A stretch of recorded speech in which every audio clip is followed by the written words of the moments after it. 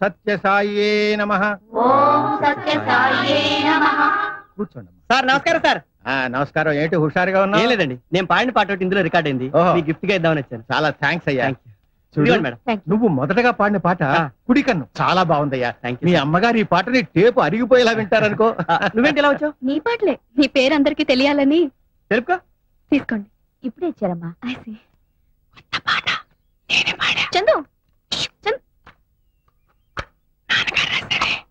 చాలా బాగా పాడానమ్మా.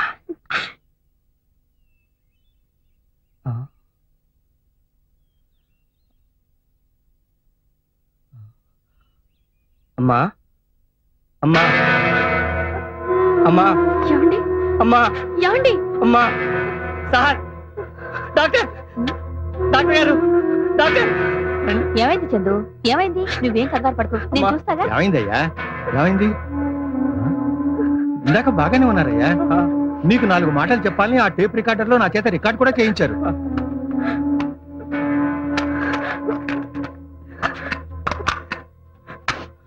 I'm sorry Chandu.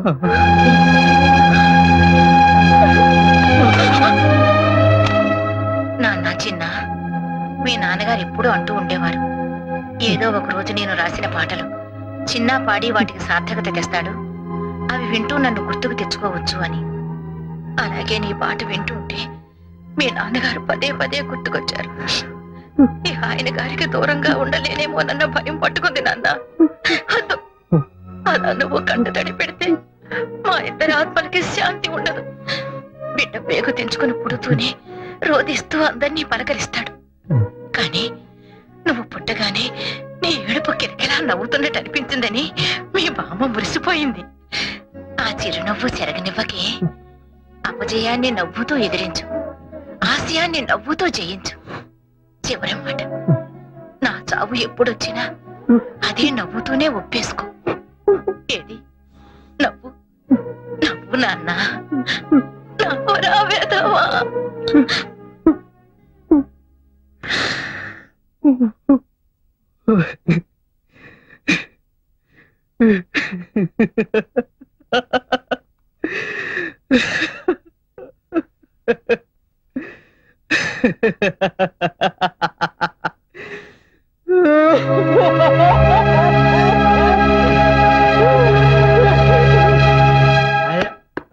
సరే. తలుపు తీవే, తలుపు తీ. ఎందుకు? అరే ఎందుకు? లోపలికి వచ్చి ఒక చెప్పు, మనకెందుకు? లోపలికి వచ్చి చెప్తా కదా. నువ్వు నేను అడిగిన డబ్బు తీసుకొచ్చిస్తేనే ఈ ఇంట్లో నీకు పుట్టగతులు. డబ్బులు ఇవ్వని బ్యాంకులో మూసేస్తుంటే నేనెక్కడ తెచ్చేదే? తలుపు తీవే.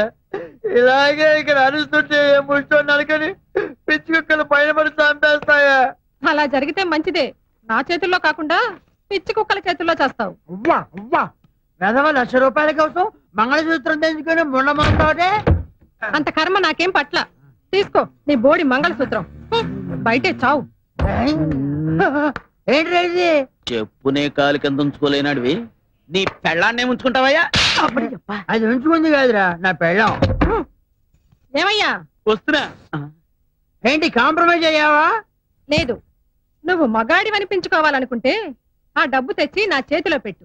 అప్పుడు నా మెడ ఖాళీగా ఉంటే ఆ మంగళసూత్రం మళ్ళీ కట్టు, అంతే. ఆమె మెడలో కొత్త మంగళసూత్రం వచ్చేలోపు మీకు డబ్బొచ్చే ఉపాయం చెప్పనా? మరి ఎప్పటిదాకా ఎందుకు చెప్పలేదు? అప్పుడు అబ్బోయ్, లక్షలు ఖరీదు చేసే ట్యూన్లు శ్రీరంగం బ్రదర్స్ దగ్గర బోల్డ్ ఉండుంటాయి కదా. ట్యూన్ల పుస్తకాల్ని మెయింటైన్ చేసేది నేనే. నాకే చెప్తాను. మరి ఇంకే మెల్లగా అక్కడి నుంచి మాయించేయండి. మన దగ్గర క్యాసెట్ కంపెనీ వాడు ఉన్నాడు, మంచి ధర కమ్ముదాం, ఆ తర్వాత చెరిసగం పంచుకుందాం. మంగళసూత్రం మీదొట్టు. అయితే okay. May come in sir? Yes come in. ఓ నర్సారెడ్డి గారు మీరా? ఏమిటి సంగతి? ఇతను తాగి రోడ్డు మీద న్యూసెన్స్ చేస్తుంటే మా వాళ్ళు అదుపులోకి తీసుకున్నారు. మీ మనిషి కదా, ఏం చేయాలో తెలియక మీ దగ్గరికి తీసుకొచ్చాను. ఎవరి మనిషి అయినా తప్పు చేసినప్పుడు మీ డ్యూటీ మీరు చేయండి. న్యూసెన్స్ కేసు కింద తోసవతలు పారేయండి. Okay sir, పదవయా. వెళ్దాం, ఫ్యామిలీ మ్యాటర్. ప్లీజ్ మీరు పదండి. తాగారంటే సార్ నా మిస్సెస్ కి హార్ట్ అటాక్ వచ్చి ప్రెగ్నెంట్ అయితే. నోర్మోయ్, మందు తాగి తాగి నీ నోరు చెత్త కుప్ప అయిపోయింది. నీకు ఈ జన్మలో బుద్ధి రాదు. ఇన్నాళ్ళు మా దగ్గర పనిచేసినందుకు ఇది తీసుకో, ఇంకేం మాట్లాడదు.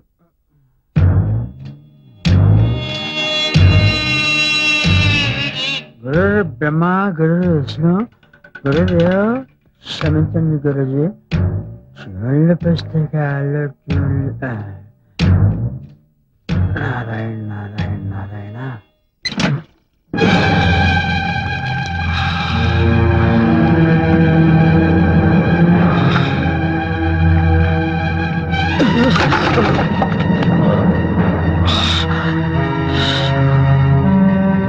అయ్యో ఏమైందయ్యా? ఏంటి ఇవాళ ఎంత ఆయాసంగా కనిపిస్తున్నావు? నాకేదో భయంగా ఉంది. భయం ఎందుకే? వంటనా ఇలా ఉంటే నాకేం కాదు. పద అన్నం లేదయ్యా, వెంటనే నీకు మందు పడాల్సిందే. పెద్ద ఆయన 3 నెలలు మందు వాడమంటే పట్టుమని 10 రోజులు వాడి తగ్గిపోయిందన్నావు. చూడు మళ్ళీ మొదటికొచ్చింది. పద పెద్ద ఆయన దగ్గరికి వెళ్ళి వెంటనే మందు తీసుకోవాల్సిందే. ఏమిటండి అన్యాయం? ఈ మంగళసూత్రం మీద ఒట్టేసినందుకు శ్రీరంగం వారు చూసి మంచి ధరలకు అమ్మి పెట్టారు కదా, నా వాటా నాకు ఇవ్వడానికి ఏమిటి? ఇదిగో మాట తప్పేవంటే ఈ మంగళసూత్రాన్ని పెళ్ళం మెళ్ళో కట్టేస్తానంతే. ఆయనకి ఇచ్చే వాటా నీకే ఇచ్చేస్తాను. నా ట్యూన్స్ బుక్స్ అండి.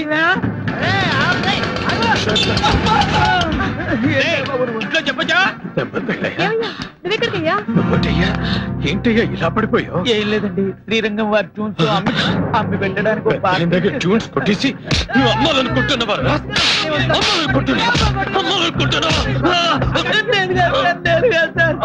వాళ్ళ బయలుస్తే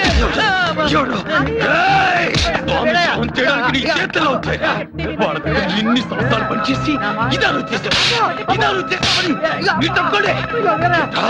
పాలిచ్చే పొదుగుని కోత తినాలనుకుంటావా?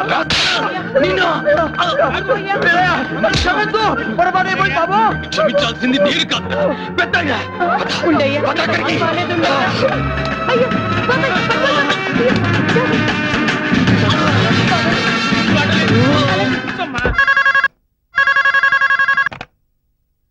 హలో,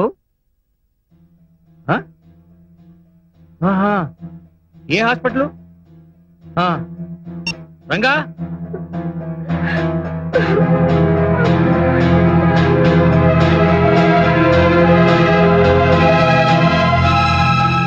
అయిపోయింది బాబు గారు. హాస్పిటల్ తీసుకొచ్చేలోగా కారులోనే ప్రాణపోయి.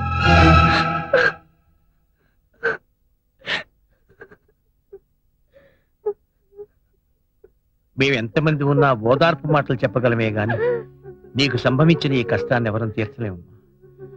ఈ సమయంలో నీకు మనోధైర్యాన్ని కలిగించమని ఆ భగవంతుని ప్రార్థించడం తప్ప మేము ఇంకేం చేయగలం. మనిషి అన్న తరువాత ఏదో ఒక నడిపోవాల్సిందే. కానీ మీ స్వర సంపద వేరే వాళ్ళ చేతుల్లో పడకుండా తన ప్రాణాలను ముడుపు కట్టాడు. ఇంతకంటే గొప్ప చావు ఎవరికి దక్కుతుంది బాబు?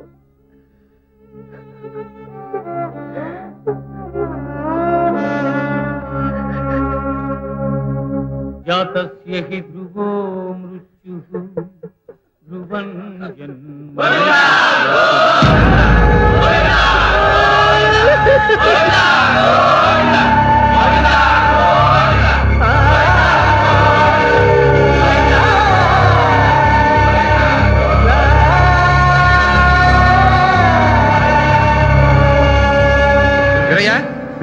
నీకు శుభవార్త. ఏంటి బాబు? బాబు గారి పాలు ఇప్పుడు కాదు, నిన్ను మళ్ళీ ఏ ముహూర్తంలో కలిసామో గానీ అంతా మంచి జరిగింది. ఇన్నాళ్ళకి మా శ్రమ ఫలించింది. ఓ పెద్ద మ్యూజిక్ డైరెక్టర్ ఓ పెద్ద హీరో సినిమాలో పాడే అవకాశం కల్పించాడు. 6.5 నిమిషాల పాట. చాలా సంతోషం బాబు. మొత్తం పాట మీరిద్దరే పాడారా? అబ్బే, శంకర మహాదేవను హరిహరను. మరి మీరు? కోరస్ లో మా వాయిస్లు ఉన్నాయి. కోరస్ లో మీ వాయిస్ లా? ఎవరు బాబు ఆ మ్యూజిక్ డైరెక్టర్? ఇది హీరో హీరోయిన్ మధ్య వచ్చే సిచ్యువేషన్ సాంగ్ సార్. అంతవరకు భార్యాభర్తలు ఇద్దరు బానే ఉన్నారు. ఇంతలో వారిద్దరి మధ్య గొడవ ప్రారంభమైంది. మాట మాట పెరిగి హీరో హీరోయిన్ లాగి చెంప మీద కొట్టారు. దాంతో ఆమె రెచ్చిపోయి కాళికాదేవిలాగా విజృంభిస్తుంది సార్. దొరికిన సామాను దొరికినట్టు అతని మీదకి విసిరేస్తుంది. ఏంటండి ఇది? ముందుగా ఆ పాత్ర పొందే అనుభూతులన్నీ తానే అనుభవిస్తాడు. ఆ సన్నివేశాన్ని క్షుణ్ణంగా జీర్ణం చేసుకుంటాడు. ఆ తర్వాతే ట్యూన్ చేస్తాడు. అదన్నమాట ఆయనలో ప్రత్యేకత. అంత గొడవ జరగడానికి ఏమీ లేదు సార్. వడ్ల గింజలో బియ్యపు గింజ.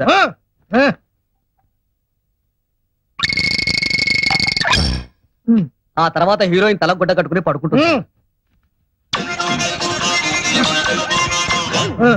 ఆమె ఫేస్ మీద కట్ చేస్తే కళ్ళ నిండా నీళ్లు సార్.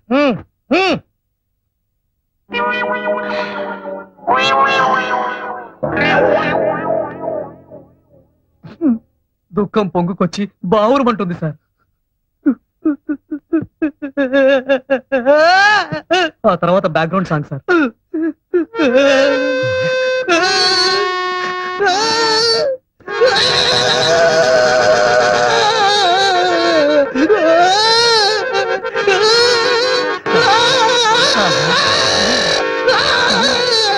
నువ్వేనా మ్యూజిక్ డైరెక్టర్వి? ఎవరైనా నువ్వు సార్ సీరియస్ గా ట్యూన్ చేస్తుంటే డిస్టర్బ్ చేయడానికి వచ్చావా? డిస్టర్బ్ చేయడానికి రాలేదు, వాడిని దిష్టి బొమ్మలు చేసి వేలాడి కట్టడానికి వచ్చాను. రాయ్ ఇలా రారా. వీడవడండి బాబు. ఏంట్రా అంతటి మహాపండితులు, శాస్త్రీయ సంగీతంలో దిట్టలు, వాళ్ళని కోరస్ గుంపులో నించబడతారు. పైగా 6 నిమిషాల పాటలో 6 నిమిషం కూడా లేని ఓహోహో ఆహాహా అని వాళ్ళతో పాడిస్తావా? ఎవరైనా నువ్వు పో బయటికి. ఈ చెయ్యి ఏంటో తెలుసా? కంఠాన్నితో చర్మం కుట్టే చెయ్యి. తోలు పోల్తేగా జాగ్రత్త. మీకు కాస్తో కూస్తో విద్వత్తుందని వస్తూనే తెలిసింది. ఇలా చేయి చేసుకున్నందుకు క్షమించండి. వాళ్ళు శ్రీరంగం బ్రదర్స్, సంగీత కళానిధులు. పాడిస్తే మొత్తం పాట వాళ్ళతో పాడించండి, అంతేగాని ఇలా చిల్లర మల్లర కూతలు కాదు.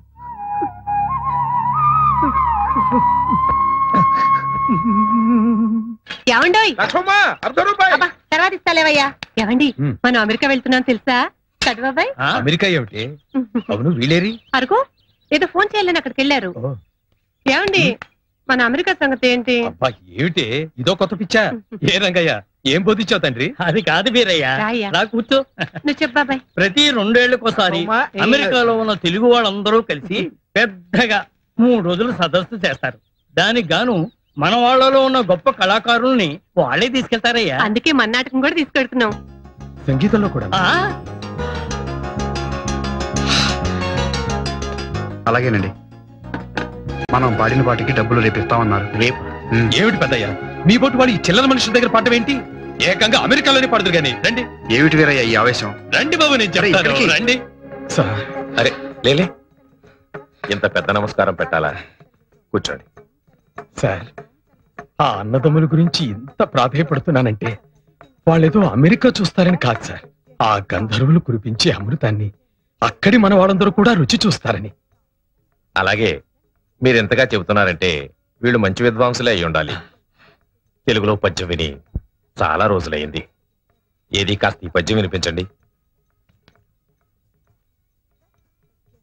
నువ్వు పాడనయ్యా. పర్వాలేదు పాడు. సమానమెవ్వరు నీకిల ఉమారమణ పాహి పాహి ఓయి శ్రీచరణ రమా వినోది వల్లభ నమామి స్వర సుమాభరణ నాద సదన శృతిధన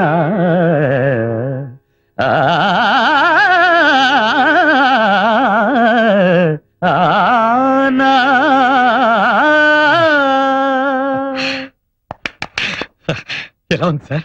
చాలా బాగుందయ్యా, గుడ్. మీరేమి అనుకోకపోతే ఈ పద్యంలో మాటలే తీసుకుని గౌళ రాగంలో ఒక కీర్తన చేసి వినిపిస్తారా?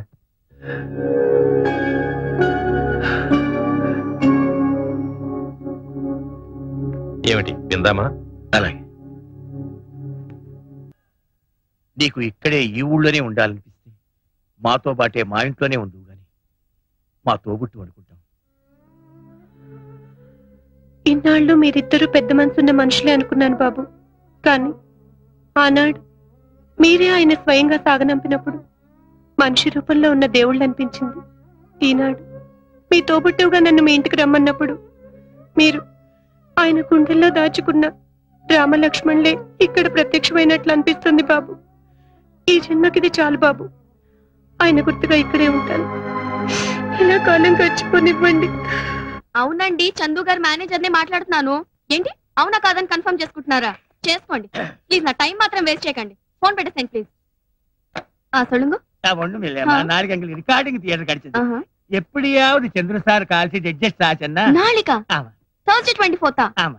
அடடே, என்னம்மா நாளைக்கு ஃபுல் டே பிரைவேட் ஆல்பம் பண்றாரே, எப்படி அப்பா? எப்படியாவது தயவு செஞ்சு நாளுக்கு ஒரு நீங்க கவலைப்படாதீங்க, நான் பாத்துக்கிறேன். പറയൂ.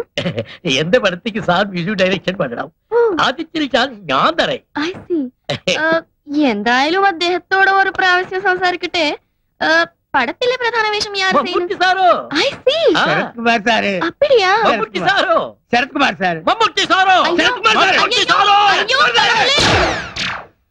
ఓకే దీపక్ జీ, मैं బాంబే ఆకే గానా గాతా हूं. ఒక్క డేట్ ఇప్పించండి సార్ ప్లీజ్. కాదనకండి. మంది స్వదేశీ కంఠం, మీకు విదేశీ కంఠాలు ఉన్నాయి కదా? లేవని కాదు సార్, మొన్న ఒక పాటలో విలోచన అని ఉంటే వాడు విరోచన అని పాడాడు.